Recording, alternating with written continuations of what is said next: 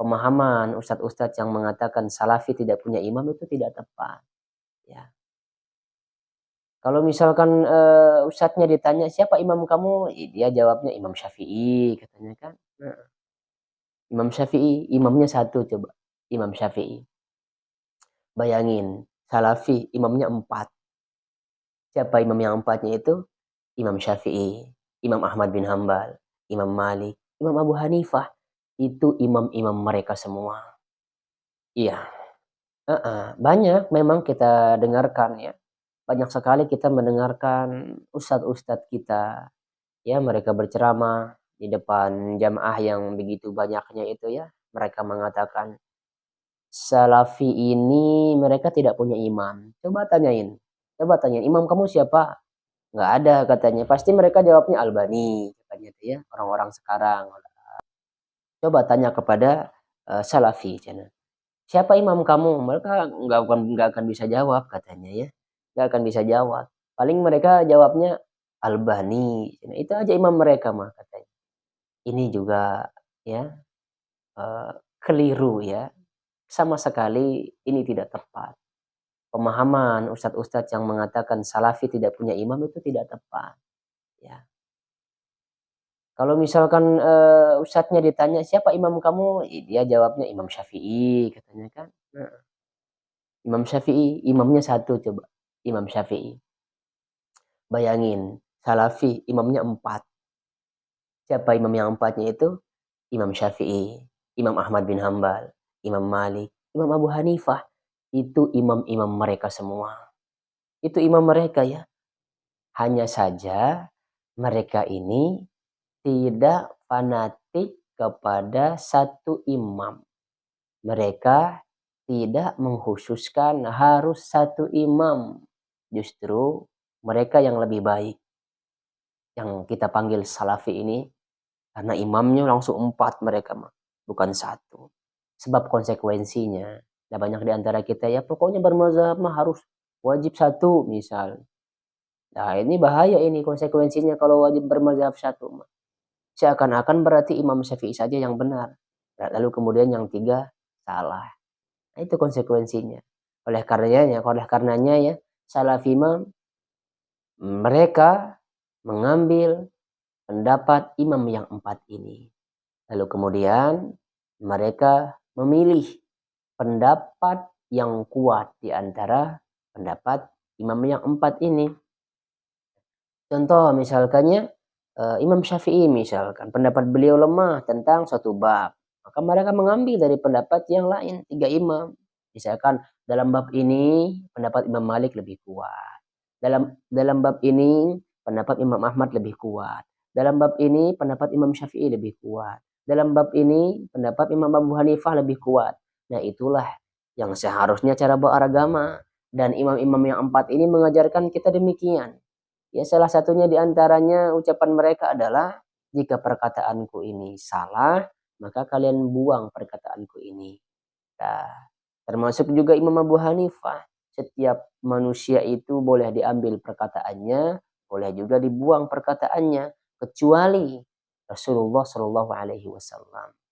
Di antara imam-imam yang empat ini juga mengatakan jangan kalian bertaklid buta kepadaku. Jangan, ya. Sesungguhnya perkataanku ini bisa jadi salah, bisa jadi benar. Tetapi ketika empat imam ini melarang kita untuk bertaklid buta, di kita malah faktanya bertaklid buta. Harus Imam Syafi'i pokoknya. Harus Imam Syafi'i. Nah, cara beragama seperti ini yang salah. Kalau kita cara beragamanya seperti ini, maka sunnah-sunnah itu akan hilang nantinya. Kita tidak akan bisa melestarikan sunnah. Kita tidak akan bisa melestarikan sunnah kalau sekiranya kita hanya ikut satu mazhab saja. Wajib bermazhab satu misalkan, ini cara yang salah. Bermazhab itu ya atau fanatik itu harus kepada Rasulullah, bukan kepada manusia. Loh, ini imam yang empat Imam Syafi'i kan pinter. Siapa yang tidak mengakui kealimannya Imam Syafi'i? Siapa yang tidak mengakui pinternya luar biasa Imam Syafi'i ini? Semua ya, semua sudah mengakui bagaimana alimnya Imam Syafi'i, bagaimana keilmuannya Imam Syafi'i. Coba. Tetapi itu dia tadi, Imam Syafi'i dan imam yang lain ini sesuai dengan perkataan mereka bisa jadi salah, bisa jadi benar. Nah, yang harus kita jadikan patokan di sini adalah mereka kalau salah, kita orang-orang sekarang ini jangan mengambil pendapat mereka yang salah. Ambil pendapat imam-imam yang lain yang sekiranya itu lebih kuat ya, dan pendapat yang lain itu lebih sahih. Sehingga pendapat-pendapat imam kita yang salah ini itulah yang kita tinggalkan. Dan begitulah cara kita menghormati ulama. Itu ya cara kita menghormati ulama. Walaupun akhirnya mereka anggaplah mereka ini salah. Apakah mereka berdosa? Sepakat para ulama, mereka tidak berdosa. Kenapa? Karena mereka sudah berijtihad. Kalau sekiranya itu salah, mereka dapat pahala satu. Kalau benar, mereka akan mendapatkan pahala dua. Lah, kita sekarang mengikuti dan kekeh terhadap pendapat yang salah, lalu kemudian kita ikuti, ya kita berdosa. Mereka itu ya, hadirin yang dirahmati Allah Subhanahu wa taala. Mereka itu mengeluarkan sebuah hukum tidak berdasarkan hawa nafsu mereka, tidak. Itu berdasarkan keilmuan mereka, berdasarkan hadis-hadis yang mereka hafalkan, berdasarkan riwayat-riwayat yang sampai kepada mereka. Sama sekali mereka ini ya tidak mengeluarkan sebuah hukum, tidak menentukan sebuah hukum berdasarkan logika, berdasarkan akal mereka, berdasarkan hawa nafsu mereka, tidak. Akan tetapi ya mereka mengeluarkan sebuah hukum berdasarkan hadis-hadis, riwayat-riwayat yang datang kepada mereka. Dan imam kita yang empat ini tidak mungkin mereka menghafal semua hadis yang sudah dikumpulkannya saat ini. Tidak mungkin. Ada barangkali hadis-hadis yang tidak sampai kepada mereka. Sehingga fatwanya ya berbeda dengan imam-imam yang lain. Lalu kemudian sekarang kan sudah lengkap tuh buku-bukunya. Sehingga kita bisa membandingkan pendapat yang mana yang lebih kuat.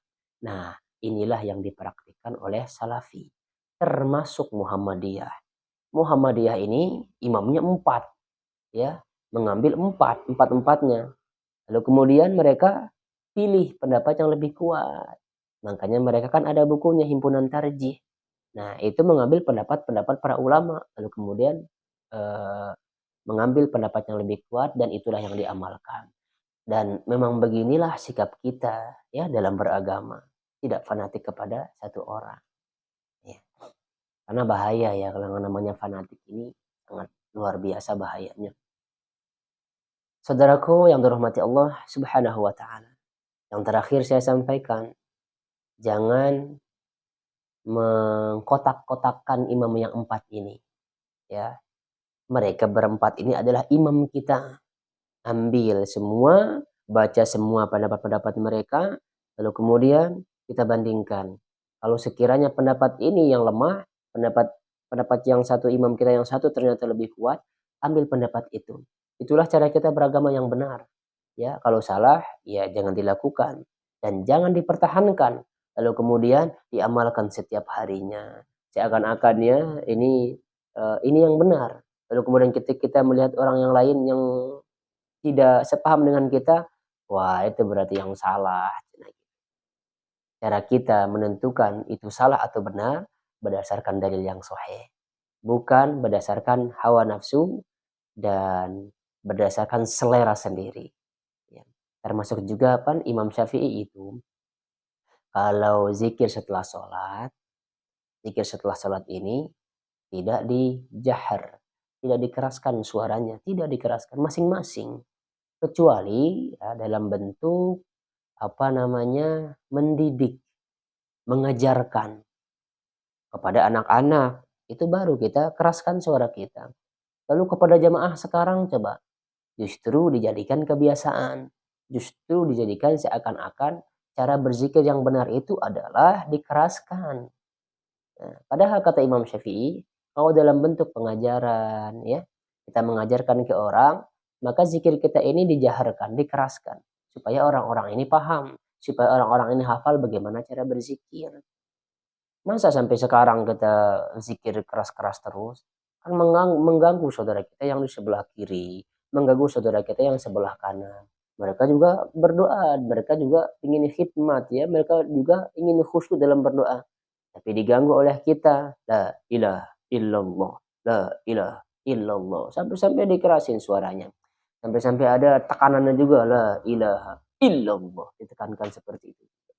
Dan memang inilah yang saya praktekkan juga dahulunya. Ya. Akan tetapi, saudaraku yang hormati Allah Subhanahu wa taala. Kalau misalkan kita baca lagi riwayat-riwayat, insya Allah ya. Dan kita mengambil pendapat yang lebih kuat, jujur dalam beragama, insya Allah kita akan paham apa dan bagaimana maksud dari imam kita yang 4 ini. Begitu ya. Sekali lagi, jangan fanatik. Jangan mengkotak-kotakkan. Ya, sebenarnya ya, yang mengkotak-kotakkan inilah yang membuat jamaah ini jadi terkotak-kotak. Yang membuat jamaah ini menjadi terpecah. Sebab apa? Karena berkeyakinan bahwa Imam Syafi'i saja, nggak boleh yang lain. Berkeyakinan bahwa Imam Syafi'i yang benar. Berarti konsekuensinya yang 3 imam ini salah berarti. Gitu ya. Kepada saudara-saudaraku, ya, jangan mengkotak-kotakan mereka. Mereka semua adalah imam kita. Mereka semua adalah guru kita. Mereka berempat ini mengambil dari para tabi'in, mengambil daripada sahabat, ya, pendapat-pendapat mereka. Tetapi tidak semua perkataan sahabat sampai kepada mereka. Tidak semua hadis-hadis itu sampai kepada mereka. Sehingga mereka berempat ini saling melengkapi. Itu kuncinya ya. Mereka berempat saling melengkapi. Kita hormati mereka. Empat imam ini adalah imam kita. Bukan satu imam saja.